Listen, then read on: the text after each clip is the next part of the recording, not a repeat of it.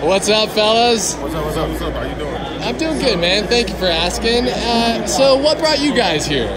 I'm here with him. Okay. What brought you here? I like to check up with a lot of them, the teams that I invest with on the blockchain. It's always nice to shake the hands of the developers and see what type of people that they are, Yeah, I mean, we got into crypto a couple years back, right? And he really wanted to be active at ETHDENVER last year. And I was like, I ain't doing it, right? Like, I'm not doing it. So this year I was like, okay, I'll give it a shot. Why? What do you think gave you the inspiration to invest? What gave me the inspiration to invest? Or like the security to invest, really? You know what I mean? Because you had your doubts, Yeah. What changed that? Nothing really changed, man. Like, I've always had a little bit of a higher risk tolerance. To be honest, right? Like, if it's not gonna turn off my lights, then let's roll the dice. You know what I mean?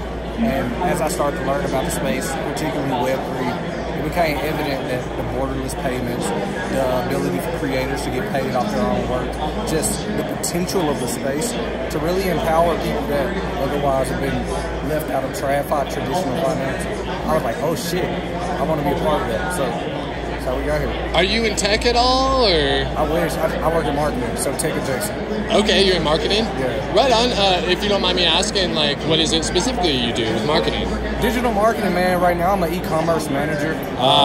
Managing e-commerce, obviously, but in my career, I've done everything in digital marketing, from SEO to email automation to paid social to Google paid search, the whole gamut, right? So, yeah. All right, and how about yourself? What do you do? I'm a clinical researcher in ophthalmology. So, like, I track the way drugs affects people's vision over time. So, I work with a lot of different drug makers and companies, and I just track patients. That's what I do. Yeah. And if you don't mind me asking, like, are you aware of, like, cannabis or medical marijuana at all? Yeah. And what's your personal take on that, like, moving forward? My personal take is, I think medical marijuana is decent. I still think that marijuana has a lot of side effects that we haven't, like, fully hashed out. Okay. Because hash is a good word for that, isn't it? But yeah, hashed out because over time, we don't know the full effects of marijuana. People smoke it every day, and I think in about 60 years' time, we'll know. It takes time to understand the full effect of anything. So, but I mean, regardless, I find it to be interesting. If people want to do it, they should do it. I mean, there shouldn't be any legal background behind it. I mean, government. I'm in crypto because I don't like government intermediaries and intermediation. He wants all the smoke. Why not let everybody smoke what they want to smoke? Yeah, he wants all the smoke. I respect that, yeah. And that's really well said, you know, like a response. Sorry to put you on the spot like that. No problem. But, so, what, if you don't mind me asking, what got you into crypto? Well, what got me into crypto is that I liked TradFi for a long time. Okay. And I was like a very huge champion of it. Gotcha. And like what happened was I read this book called The End of Alchemy by Mervyn King. Oh. And when I read it, he was like one of my favorite macro economists. He was like the central banker for United Kingdom for a long time. And like when I read it, I was like, I think traditional finance might be broken. And then I turned toward crypto. And that's when I started investigating, and I was like, hey, this might be the next wave, might be the only way to save, might be the only way to move forward as a society, I just stuck with it. It's pretty decent. I've enjoyed myself. Moving forward, how do you think it could maybe help poverty, cryptocurrency? Well, I don't see, and this is the problem, right? Crypto doesn't necessarily help poverty. Okay. Right? Like, because people, the access to the information is the scarcity right now, right? Like, everyone doesn't know how to get their hands on all the information that's here, right? And so, like, poverty would not lead you here, like the normal situations. I just feel like over time it helps people escape poverty, but I think there's going to be a poverty gap, a widening gap over time because of this. And I mean, it's pretty depressing to think about it, but like, there are only 21 million Bitcoin. I mean, who's going to have enough by the time we get to 2034 and 99% of the Bitcoin is already here, right? Like, the people in poverty won't be there. They won't be a part of that party. BlackRock already owns about, 1% of the Bitcoin supply or something like that, right?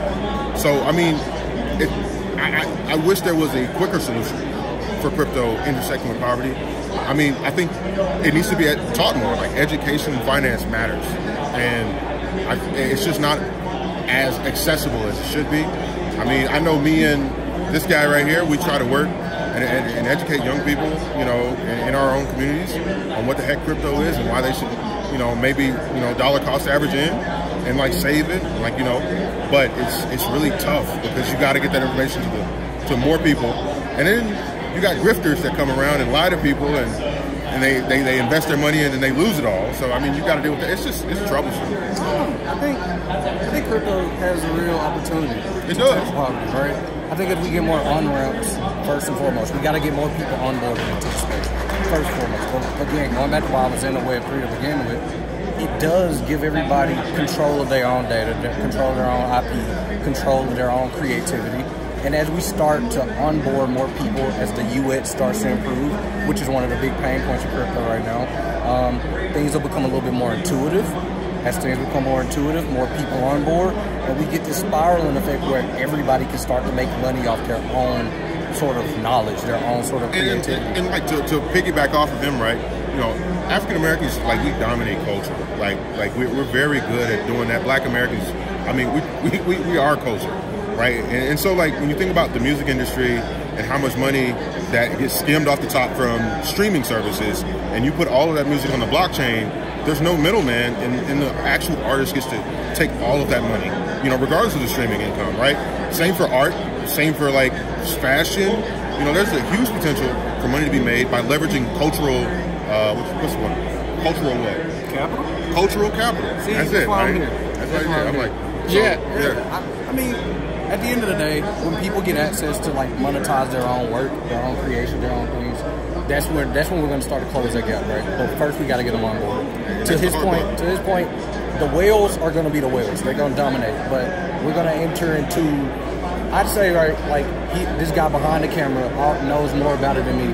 But, like, we're not in the first era of crypto. We're not in the first cycle.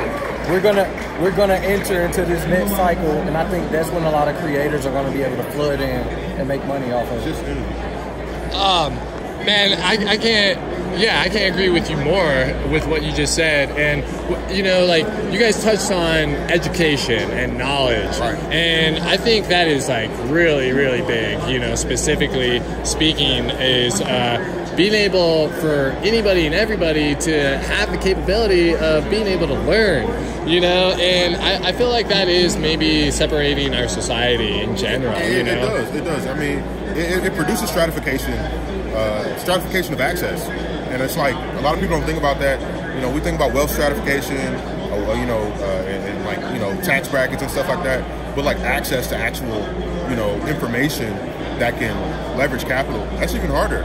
And I mean, it's probably worse than wealth stratification, you know? I think so. Crypto right now is developer first. Right? It's developer first. So right a now. lot of the language, a lot of the onboarding materials, a lot of the talk is at a literacy level that's above what the normal person. It took me so long to understand. See?